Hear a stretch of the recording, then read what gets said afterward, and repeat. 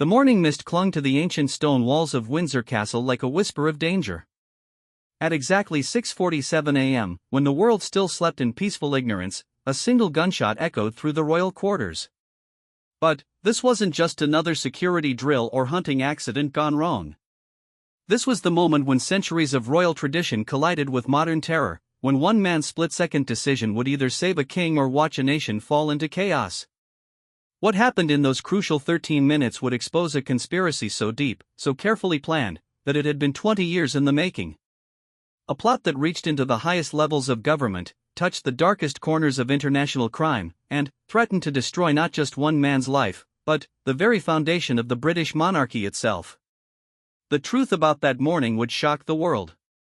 But it all began with a sound that shouldn't have been there, a shadow that moved when it should have stayed still, and a royal guard whose instincts were about to be tested in ways no training could have prepared him for. This is not just a story about duty and honor.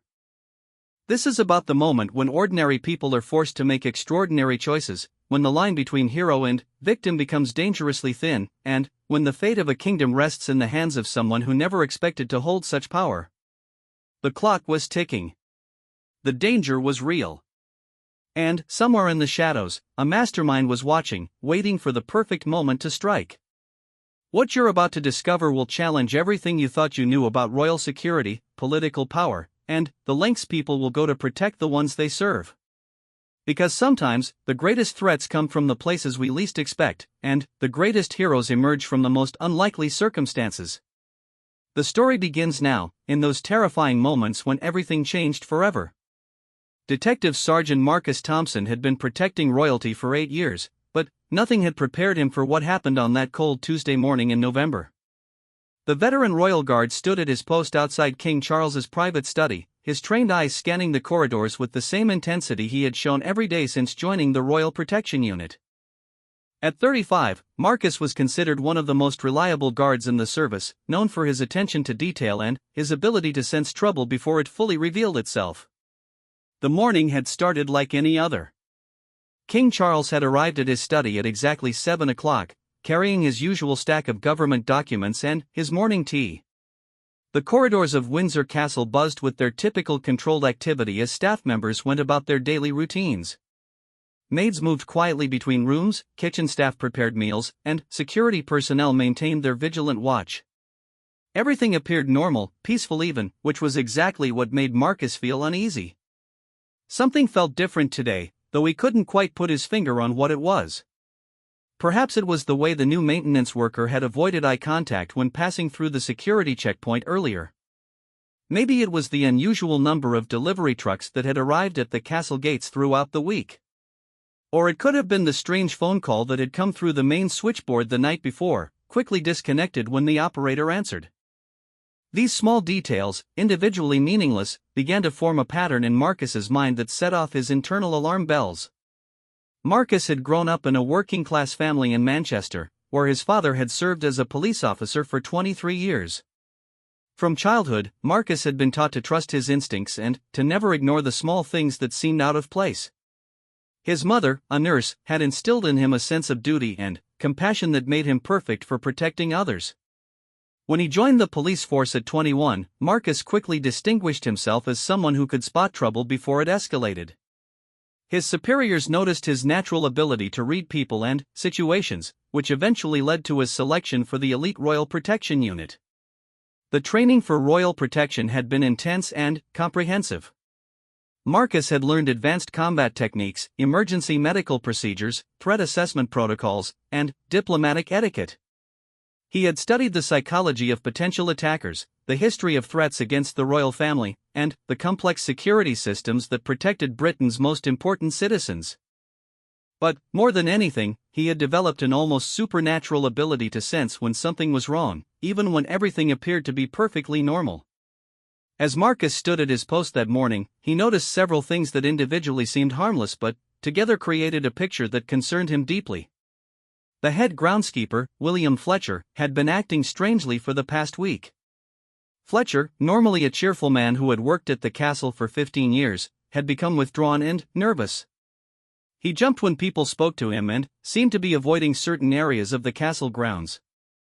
When Marcus had tried to engage him in their usual friendly conversation the day before, Fletcher had mumbled something about being busy and hurried away. The maintenance work in the East Wing had also raised some red flags. A team of contractors had been working on updating the electrical systems, but their work seemed to be taking much longer than originally scheduled. When Marcus had checked their credentials and work orders, everything appeared to be in order, but something about their leader, a man named David Morrison, bothered him. Morrison had the right paperwork and the right answers to all questions, but his eyes held a coldness that didn't match his friendly demeanor. Marcus's concerns deepened when he realized that several staff members who had been at the castle for years were suddenly taking vacation time or calling in sick.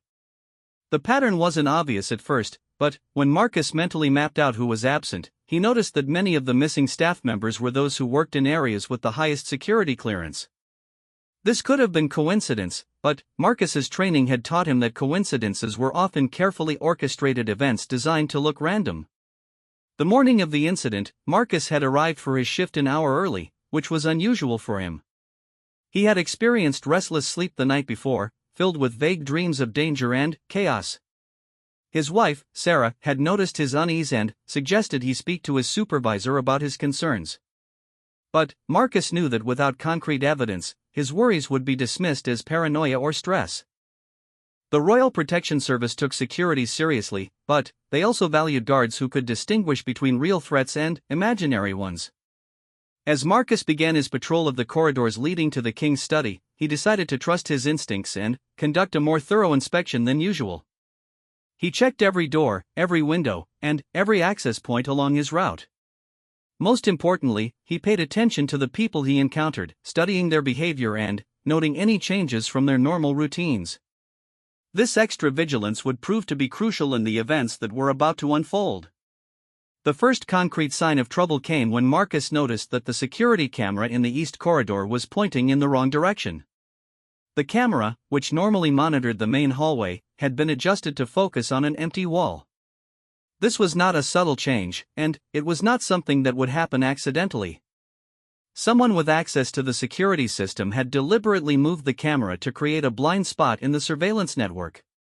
Marcus immediately radioed the security control room to report the camera issue, but received no response. This was highly unusual, as the control room was always staffed and monitored. He tried his radio again, using the emergency frequency, but still got no answer. A cold feeling began to settle in his stomach as he realized that someone had likely compromised the communication system as well. Moving quickly but quietly, Marcus made his way toward the security control room to investigate the communication failure. As he approached the room, he could hear voices inside speaking in hushed tones. The voices didn't belong to any of the regular security staff, and they were discussing something about timing and positions. Marcus pressed himself against the wall next to the door and listened carefully, trying to gather as much information as possible before taking action. The conversation inside revealed details of a coordinated attack that was scheduled to begin in less than 10 minutes. The attackers had infiltrated the castle security system and had been planning this operation for months. They knew the guard rotations, the security protocols, and the king's daily schedule down to the minute. This wasn't a random act of violence or a crime of opportunity. This was a carefully planned assassination attempt with resources and inside knowledge that suggested a much larger conspiracy. Marcus realized that he was likely the only person in a position to prevent the attack and protect the king. The other guards were either compromised, incapacitated, or unaware of the immediate danger. He had to make a decision quickly, attempt to radio for outside help and risk alerting the attackers to his presence, or take immediate action to neutralize the threat and protect the king himself. The weight of responsibility settled on Marcus's shoulders like a heavy cloak. He thought about his wife and children at home, about the oath he had taken to protect the royal family, and about the thousands of people whose lives would be affected if this attack succeeded. The king wasn't just a symbol of the monarchy, he was a human being who trusted the security service to keep him safe. Marcus couldn't let that trust be betrayed, no matter what personal risk he might face. Drawing on every bit of his training and experience, Marcus began to formulate a plan. He needed to get to the king as quickly as possible and move him to a secure location while simultaneously dealing with the attackers who had taken control of the security system. The castle had several safe rooms designed specifically for this type of emergency, but reaching them would require getting past the attackers who were now positioned throughout the building. Marcus checked his service weapon and ensured that he had a clear understanding of the castle's layout and emergency procedures. He thought about the different routes he could take to reach the king's study and evaluated which would be least likely to be monitored by the compromised security system. Time was running out, and every decision he made in the next few minutes would determine whether he would be remembered as the guard who saved the king or the one who failed in his most crucial moment of duty. Marcus took a deep breath and moved swiftly down the castle corridor, his heart pounding but his mind crystal clear. Every step he took brought him closer to what could be either his greatest triumph or his final moment. The ancient stones of Windsor Castle had witnessed centuries of drama, intrigue, and danger, but today they would bear witness to a confrontation that could change the course of British history. As he approached the king's study, Marcus noticed that the hallway was unusually quiet. The normal sounds of castle activity had been replaced by an eerie silence that made every footstep seem to echo like thunder. He pressed himself against the wall and peered around the corner, where he could see two men positioned near the study door. These weren't regular castle security personnel. They wore maintenance uniforms, but their posture and the way they scanned the corridor revealed military training that no maintenance worker would possess. The larger of the two men had a communication device pressed to his ear and was speaking in short, clipped phrases that Marcus couldn't quite make out. The second man held what appeared to be a small electronic device that Marcus recognized as a signal jammer, which explained why his radio communications had failed. These men were professionals, and their presence confirmed that this was no amateur operation. Someone with significant resources and planning capability was behind this attack. Marcus realized that he needed to act quickly but also intelligently. A direct confrontation with two armed men would likely result in gunfire, which would alert the other attackers and potentially harm the king. Instead, he decided to use the castle's architecture to his advantage. Windsor Castle was a maze of hidden passages, service corridors, and ancient tunnels that most people didn't know existed. Marcus had spent hours studying these passages as part of his security training, and he knew of a route that would allow him to enter the king's study through a concealed entrance. Moving carefully and silently, Marcus made his way to a service corridor that ran parallel to the main hallway. The passage was narrow and dusty, clearly not used regularly, but it connected to several rooms throughout this section of the castle. As he moved through the passage, Marcus could hear voices coming from various points around the building, confirming his suspicion that this was a coordinated attack involving multiple operatives positioned throughout the castle. The concealed entrance to the king's study was hidden behind an ornate bookshelf that could be moved by pressing a specific sequence of decorative elements on the wall nearby. This entrance had been installed during World War II as part of enhanced security measures, and few people knew of its existence. Marcus had discovered it during a routine security inspection and had made note of it as a potential emergency access point. As Marcus prepared to enter the study, he could hear King Charles inside, apparently conducting a normal phone conversation about upcoming state visits. The king's calm voice provided both relief and urgency. Relief because it meant the attack hadn't begun yet, but urgency because Marcus knew that the attackers were likely moving into their final positions before striking. Marcus pressed the hidden mechanism and felt the bookshelf begin to move with a barely audible whisper. He slipped into the study and quickly closed the entrance behind him. King Charles looked up in surprise from his desk, his phone still in hand, clearly not expecting anyone to enter his private study through the wall. "Your Majesty," Marcus whispered urgently, moving quickly toward the desk. "We have a serious security situation. There are armed intruders in the castle, and I need to get you to safety immediately." King Charles, to his credit, responded with the calm composure that comes from decades of public service and an understanding that such threats, while rare, were always a possibility. He ended his phone call without explanation and stood up from his desk, ready to follow Marcus's instructions. This immediate trust and cooperation would prove crucial in the dangerous minutes that lay ahead. "How many attackers?" the king asked quietly as Marcus began to assess their options for getting to safety. "At least 4 that I've identified, possibly more," Marcus replied, checking the window to see if the courtyard below was clear.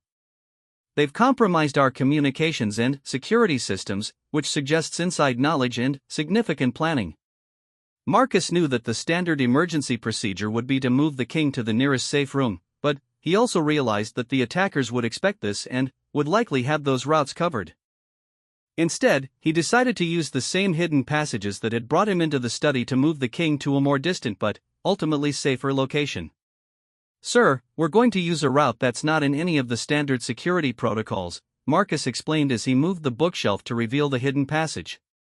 "It will take us through some areas that aren't particularly comfortable, but it's our best chance to avoid the attackers until help arrives." As they prepared to enter the passage, Marcus heard footsteps in the corridor outside the study, moving with the deliberate pace of people who were searching systematically. The attackers had realized that Marcus was no longer at his post and were beginning to look for him. Time was running out quickly. King Charles followed Marcus into the narrow passage without complaint, understanding that his survival depended entirely on the skill and judgment of this royal guard. As they moved through the dusty corridor, Marcus explained his plan to get the king to the old chapel in the north tower, which had thick stone walls and only one entrance that could be easily defended. The journey through the hidden passages was treacherous and slow.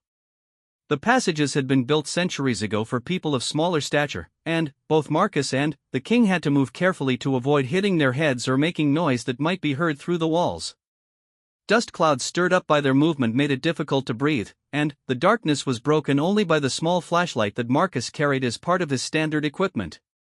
As they moved through the passages, Marcus could hear sounds of the search intensifying throughout the castle.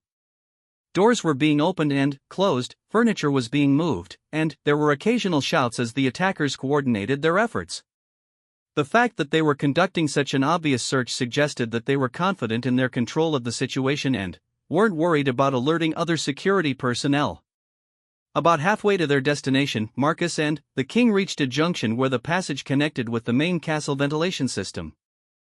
Through the ventilation grates, they could hear conversations between the attackers that provided crucial information about their plans and motivations.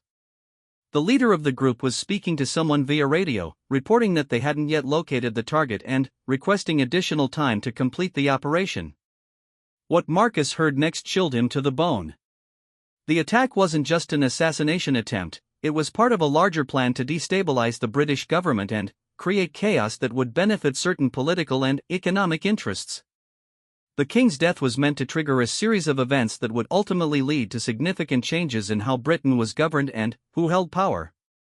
The conversation also revealed that the attackers had accomplices outside the castle who were monitoring police and military communications to ensure that any response would be delayed or misdirected. This was a conspiracy that reached far beyond the castle walls and involved people with access to highly classified information and substantial resources. Marcus realized that getting the king to safety was only the first step in preventing a much larger catastrophe. He needed to find a way to communicate with authorities outside the compromised security network and provide them with the information he had gathered about the scope and nature of the threat. But first, he had to ensure that the king remained safe and hidden until help could arrive. As they continued through the passages, Marcus began to formulate a more comprehensive plan. The old chapel where he intended to hide the king had a window that overlooked the main courtyard, which would allow them to observe the movement of attackers and emergency responders. More importantly, the chapel had an old telephone line that connected directly to the local police station, installed decades ago as a backup communication system. The final stretch of their journey took them through the oldest part of the castle, where the passages were even narrower and more treacherous. King Charles, despite being in his 70s, showed remarkable stamina and determination as they navigated the difficult terrain. His calm presence and complete trust in Marcus's judgment provided the guard with additional motivation to succeed in his mission. When they finally reached the entrance to the chapel, Marcus carefully checked to ensure that the area was clear before allowing the king to enter the sacred space. The chapel, with its ancient stone walls and stained glass windows, provided a sense of sanctuary that both men desperately needed after their harrowing journey through the castle's hidden arteries. Inside the ancient chapel, Marcus quickly secured the heavy wooden door and moved to the window that overlooked the main courtyard. What he saw below confirmed his worst fears about the scope of the attack. Several vehicles that didn't belong to the castle staff were positioned strategically around the grounds, and men in maintenance uniforms were moving with military precision between buildings. This wasn't just a small group of attackers, it was a well-coordinated operation involving at least a dozen people. King Charles moved to the old telephone that Marcus had mentioned, testing the line to see if it was still functional. The relief on both their faces was evident when they heard a dial tone. This ancient communication system, installed during World War II and largely forgotten by modern security planners, might be their lifeline to the outside world. "The line works," the king reported quietly. "Who should we contact first?" Marcus considered their options carefully. The local police would be the fastest response, but they might not have the resources to deal with a threat of this magnitude. The military could provide the firepower needed to retake the castle, but mobilizing them would take time that they might not have. The intelligence services would understand the political implications of the attack, but they operated through channels that could be monitored or compromised. "We need to contact multiple agencies simultaneously," Marcus decided. "The attackers mentioned having people monitoring communications, so we have to assume they'll detect our calls once we make them. We need to get as much information out as possible before they cut this line too." King Charles nodded and dialed the emergency number for the Metropolitan Police Counterterrorism Unit. While he spoke rapidly but clearly to the duty officer, explaining the situation and requesting immediate assistance, Marcus continued to monitor the courtyard and plan their next moves. The conversation was brief but comprehensive, covering the number of attackers, their apparent training level, the compromise of castle security systems, and the political nature of the threat. As soon as the king finished with the police, Marcus took the phone and called the private security number for MI5, the British intelligence service responsible for domestic security. The agent who answered recognized Marcus's voice and security code, allowing him to quickly convey the details about the conspiracy that the attackers had discussed in the ventilation system. This information was crucial because it indicated that the threat extended far beyond the immediate attack on the castle. While Marcus was speaking to MI5, King Charles kept watch at the window and noticed something that made his blood run cold. One of the attackers was pointing toward the chapel and speaking urgently into his radio. Somehow, their location had been discovered, and it was only a matter of minutes before the attackers reached them. "Marcus," the king said urgently, interrupting his phone conversation. "They know where we are. We need to move." Marcus quickly ended his call and assessed their situation. The chapel had only one entrance, which could be easily defended but would also trap them if the attackers brought sufficient firepower or explosive devices. The window was too high and narrow for escape, and there were no other hidden passages accessible from this location. They were effectively cornered with limited options for defense or escape. However, Marcus remembered something from his security training that might give them an advantage. The chapel had been built during a time when religious buildings were sometimes used as fortresses, and it had several defensive features that most people wouldn't notice. The walls were extremely thick, capable of stopping most small arms fire, and there were narrow windows near the ceiling that could be used to observe approaching attackers. More importantly, Marcus recalled that the chapel's bell tower had a separate staircase that connected to a different part of the castle. If they could reach the tower, they might be able to continue moving through areas that the attackers hadn't yet secured. The challenge was that accessing the tower required crossing an open area near the altar that would leave them exposed if attackers were already positioned outside. "Sir, there's a possibility we can reach the bell tower and continue moving through the castle," Marcus explained quickly. "But we'll have to cross some open ground, and if they're already positioned outside, it could be extremely dangerous." King Charles considered their options for a moment before responding with the kind of decisive leadership that had defined his decades of public service. "What's our alternative? If we stay here, we're trapped. If we move, we at least have a chance." Marcus nodded and began to prepare for what could be their final attempt to evade capture. He checked his service weapon again and counted his ammunition, realizing that he had enough for a brief firefight but not for a prolonged engagement. If they encountered multiple attackers, his priority would have to be creating enough distraction and confusion to allow the king to reach safety, even if it meant sacrificing his own life in the process. The sound of footsteps outside the chapel door interrupted their planning. The attackers had reached their location and were likely assessing the best way to breach the heavy wooden barrier. Marcus could hear at least 3 different voices discussing their approach, which meant they were facing multiple armed opponents with military training and equipment. Marcus positioned himself near the door, ready to respond when the attackers made their move, while King Charles prepared to run toward the bell tower entrance as soon as the opportunity presented itself. The tension in the chapel was almost unbearable as they waited for the attack to begin, knowing that the next few minutes would determine whether they lived or died. The first assault came not through the door but through one of the narrow windows high on the chapel walls. A small explosive device was thrown through the window, designed to stun and disorient the occupants rather than cause major structural damage. Marcus had been expecting this type of approach and had positioned himself to avoid the worst effects of the blast, but the concussion and debris still left him temporarily disoriented. Using the chaos created by the explosive device, the attackers breached the chapel door with another small charge and began to enter the sacred space with weapons drawn. Marcus, fighting through the effects of the blast, opened fire on the first attacker through the doorway, using the stone pillars of the chapel as cover while attempting to protect the king's movement toward the bell tower. The firefight that followed was intense but brief. Marcus's training and knowledge of the chapel's layout gave him a temporary advantage, allowing him to hold off the attackers long enough for King Charles to reach the bell tower entrance. However, Marcus quickly realized that he was outnumbered and outgunned, and his position was becoming increasingly untenable. During a brief lull in the gunfire, Marcus heard King Charles calling to him from the tower entrance. The king had successfully reached the staircase but was refusing to continue without his protector. This created a dilemma for Marcus, who knew that staying to fight would likely result in his death, but also knew that abandoning his position might allow the attackers to follow them into the tower. Making a split-second decision that would haunt him for years to come, Marcus chose to abandon his defensive position and run toward the tower, hoping that his speed and the attackers' caution about pursuing into an unknown area would buy them enough time to escape. Bullets struck the stone walls around him as he sprinted across the chapel, but somehow he managed to reach the tower entrance without being hit. King Charles was already climbing the narrow spiral staircase when Marcus reached the tower, moving with surprising agility for a man of his age. Marcus followed closely behind, pausing only to secure the door behind them and by a few extra minutes before the attackers could follow. The staircase was ancient and steep, requiring them to climb carefully to avoid falling, but it also provided excellent defensive positioning if the attackers decided to pursue them.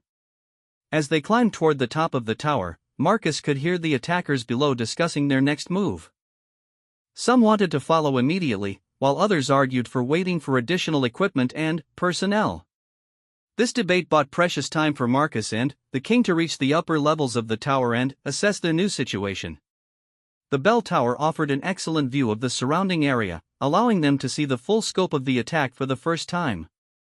Police vehicles were beginning to arrive at the outer gates of the castle grounds, but the attackers had positioned themselves to control all the main access points. What had started as a rescue mission was rapidly becoming a siege situation that could last for hours. From the top of the bell tower, Marcus and King Charles could see the true scope of what was unfolding around Windsor Castle. Police tactical units were establishing perimeters around the grounds, but the attackers had clearly anticipated this response and had prepared countermeasures. Smoke was beginning to rise from several locations within the castle complex, suggesting that the attackers were using diversionary tactics to confuse and delay the emergency response. Marcus used his mobile phone to try to contact the police command center directly, but discovered that all cellular communications in the area were being jammed.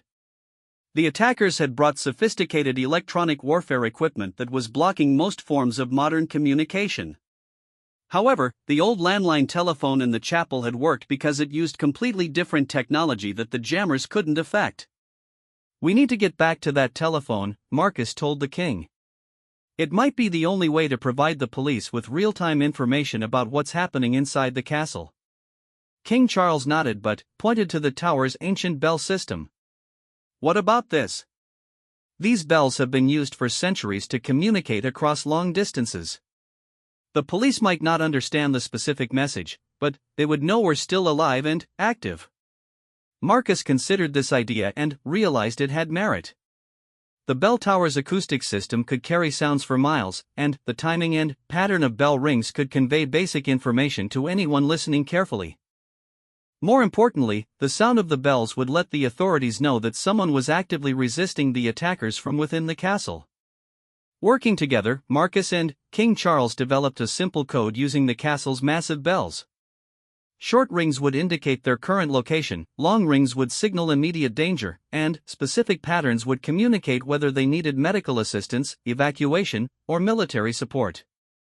It was primitive compared to modern communication systems, but it was completely immune to electronic jamming. As they prepared to send their first message, Marcus heard footsteps on the spiral staircase below. The attackers had decided to pursue them into the tower, which meant their temporary sanctuary was about to become another battlefield. Marcus positioned himself at the top of the staircase with his weapon ready, while King Charles began to ring the bells in the pattern they had agreed would signal their location and request immediate assistance. The sound of the ancient bells ringing across the countryside was both beautiful and terrifying. Each massive bronze bell weighed over a ton, and, when they rang together, the sound could be heard for miles in every direction. Marcus hoped that the police commanders outside would understand that this wasn't a random noise but a deliberate communication from someone inside the castle.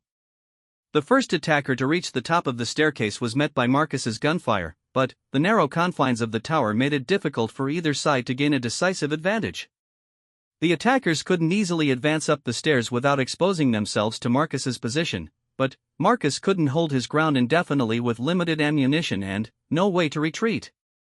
During the firefight, King Charles continued to operate the bell system, sending increasingly urgent signals to anyone who might be listening. The physical effort of ringing the massive bells was exhausting, but he knew that their survival might depend on getting help from outside before Marcus's ammunition ran out. Through the tower's windows, they could see that the police response was intensifying. Helicopters were circling the castle at a safe distance, armored vehicles were moving closer to the perimeter, and what appeared to be military personnel were taking positions around the grounds. The bell signals were clearly having an effect, even if the specific messages weren't being understood. Marcus realized that he needed to change tactics if they were going to survive much longer. The staircase battle was consuming his ammunition rapidly, and the attackers seemed to have unlimited resources and patience. Instead of trying to hold a static position, he decided to use the tower's multiple levels and access points to create a mobile defense that would be harder for the attackers to counter. "Your Majesty," Marcus called over the sound of gunfire and bells, "I need you to stay near the bell system and keep signaling. I'm going to move to different positions to make them think we have more defenders than we actually do." King Charles understood immediately and continued his work with the bells while Marcus began a dangerous game of cat and mouse with the attackers throughout the tower's various levels. The ancient structure had multiple staircases, platforms, and hidden alcoves that Marcus could use to his advantage, but it also had numerous blind spots where attackers could hide. The battle in the bell tower became a complex three-dimensional chess game, with Marcus using his knowledge of the structure and his military training to stay one step ahead of his pursuers. Every shot had to count, every movement had to be calculated, and every decision could be the difference between life and death. Meanwhile, King Charles had established a rhythm with the bells that was beginning to communicate increasingly specific information to the authorities outside. He had realized that different combinations of bells could represent different types of information, and he was essentially creating a real-time communication system using technology that was older than gunpowder. Through the tower windows, they could see that the external response was becoming more sophisticated and aggressive. Smoke was beginning to clear from other parts of the castle, suggesting that the authorities were beginning to retake control of some areas. Helicopters were moving closer, and what appeared to be special forces personnel were preparing to assault the castle from multiple directions. However, the attackers weren't giving up easily. Marcus could hear radio chatter from below indicating that they were preparing for a final assault on the tower, using heavier weapons and explosives that could potentially bring down the entire structure. The medieval stonework that had protected the tower for centuries might not be able to withstand modern military explosives. As the situation reached its climax, Marcus made a desperate decision to change the dynamics of the battle entirely. Instead of continuing to defend from within the tower, he decided to use the bell ropes and pulleys to descend to a lower level where he could attack the attackers from behind while they focused their assault on the upper levels where they expected him to be. This maneuver was extremely risky because it required leaving King Charles alone in the bell chamber, but Marcus realized that their current defensive position was ultimately untenable. If the attackers brought explosives into the tower, everyone inside would be killed regardless of how well they were hidden or protected. King Charles understood the plan immediately and agreed to continue operating the bells to mask the sound of Marcus's movement and to maintain communication with the outside authorities. The trust between the two men had been forged in the crucible of combat, and each knew that he could depend completely on the other. Marcus's descent through the tower's mechanical systems was harrowing and dangerous. The ancient ropes and pulleys creaked under his weight, and he had to move carefully to avoid making noise that would alert the attackers to his change in position. But his plan worked, and he was able to reach a position where he could observe the attackers without being seen. What Marcus saw from his new vantage point changed everything he thought he knew about the attack. The leader of the attackers was someone he recognized from his security briefings, a former military officer who had been investigated for possible connections to international criminal organizations. This wasn't just a terrorist attack or an assassination attempt, it was a professionally planned operation with connections to much larger and more dangerous networks. The recognition of the attack leader sent a chill through Marcus that had nothing to do with the cold stone walls of the ancient tower. Colonel James Whitmore had been discharged from the British Army 3 years earlier following an investigation into unauthorized contact with foreign intelligence services. His file had crossed Marcus's desk during routine security briefings, marked as a potential threat to national security but considered inactive due to his apparent retirement from any military or intelligence activities. Seeing Whitmore here, leading a coordinated assault on Windsor Castle, confirmed that this attack was part of something much larger than a simple assassination attempt. Whitmore had connections to international arms dealers, rogue intelligence networks, and political extremist groups that operated across multiple countries. His presence meant that the attack on King Charles was likely just one component of a broader plan to destabilize the British government and potentially trigger international incidents. From his concealed position, Marcus could hear Whitmore coordinating with other team members positioned throughout the castle.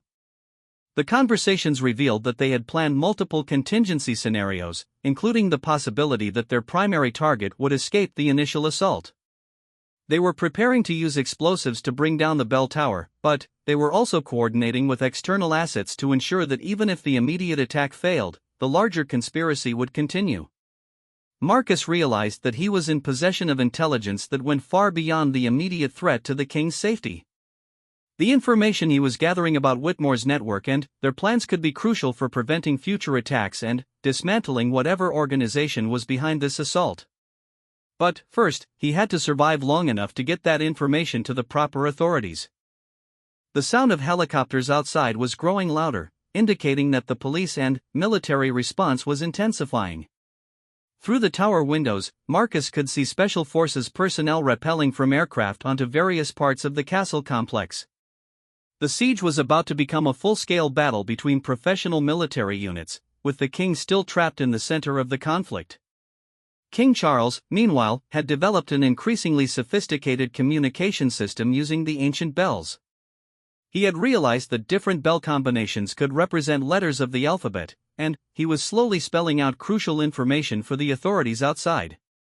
The process was exhausting and time-consuming, but it was providing the external forces with intelligence about the number and positions of attackers that they couldn't get any other way.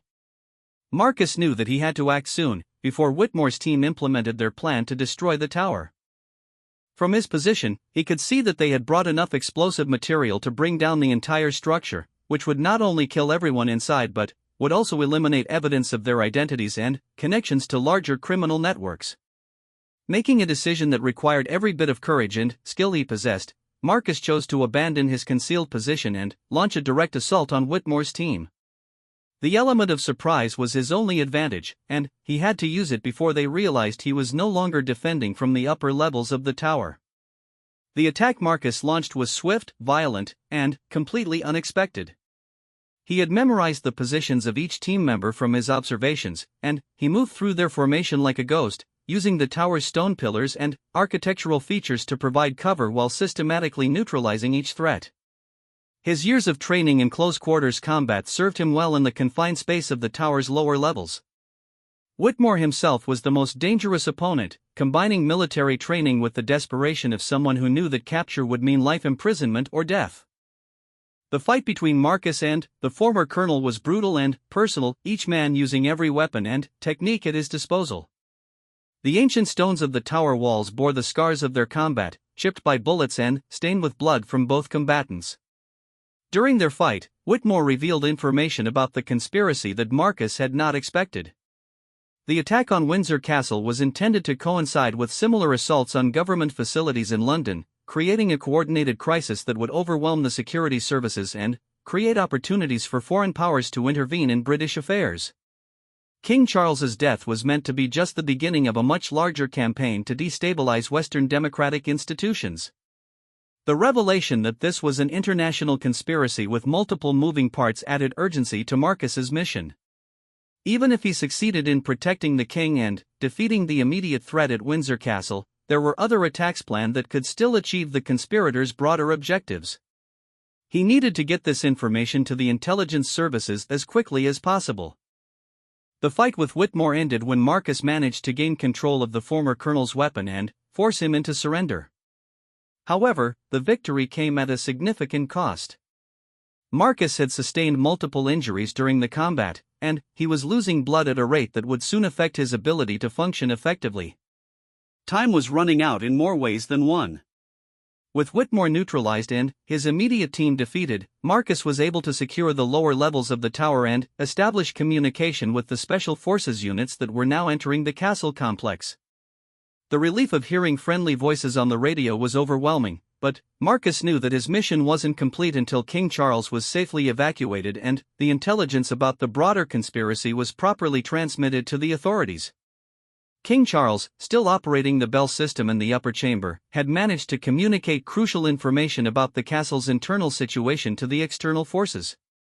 His improvised communication system had provided the special forces with a real-time picture of where the remaining attackers were positioned and which areas of the castle were safe for entry. This information proved invaluable in allowing the authorities to retake control of the complex with minimal casualties. The evacuation of King Charles from the bell tower required careful coordination between Marcus and the special forces teams. The king had to be moved through areas that might still contain hostile forces, and his safety remained the top priority even as the broader threat was being neutralized. Marcus, despite his injuries, insisted on personally escorting the king to safety, fulfilling his oath of protection even as his own strength was failing. The medical attention that Marcus received after the crisis ended likely saved his life, but the physical scars of the battle would be with him permanently.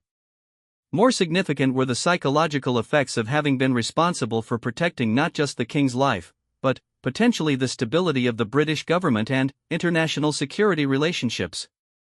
The weight of that responsibility would affect Marcus for years to come. In the days following the attack, the intelligence that Marcus had gathered about Whitmore's connections and the broader conspiracy proved crucial in preventing the other planned attacks. Security services across Europe and North America were able to identify and neutralize threats that could have caused massive casualties and political upheaval. Marcus's actions had prevented not just an assassination, but potentially an international crisis that could have reshaped global politics. King Charles's personal recognition of Marcus's service went far beyond the official commendations and awards that followed. The trust and partnership that had developed between them during those terrifying hours in the castle created a bond that would last for the rest of their lives. The king understood that Marcus had not just saved his life, but had demonstrated the very best of what it means to serve others with courage, intelligence, and unwavering commitment. The investigation into the attack revealed connections that reached into the highest levels of several governments and criminal organizations. Whitmore's network had been planning similar attacks across multiple countries, using the chaos created by successful assassinations to advance political and economic agendas that would have benefited a small group of powerful individuals at the expense of democratic institutions worldwide. Marcus eventually returned to active duty, but his experience at Windsor Castle had changed him profoundly. He became an instructor in counterterrorism techniques, sharing the lessons learned during those crucial hours with other security professionals who might face similar threats. His story became a case study in how individual courage and quick thinking can make the difference between security and catastrophe. The bells of Windsor Castle still ring today, calling people to worship and marking important occasions in the life of the royal family and the nation. But, for those who know the story of what happened in that ancient tower, the sound carries an additional meaning. It represents the power of human ingenuity and determination to overcome seemingly impossible odds, and the willingness of ordinary people to make extraordinary sacrifices for the protection of others and the preservation of the values that define civilized society.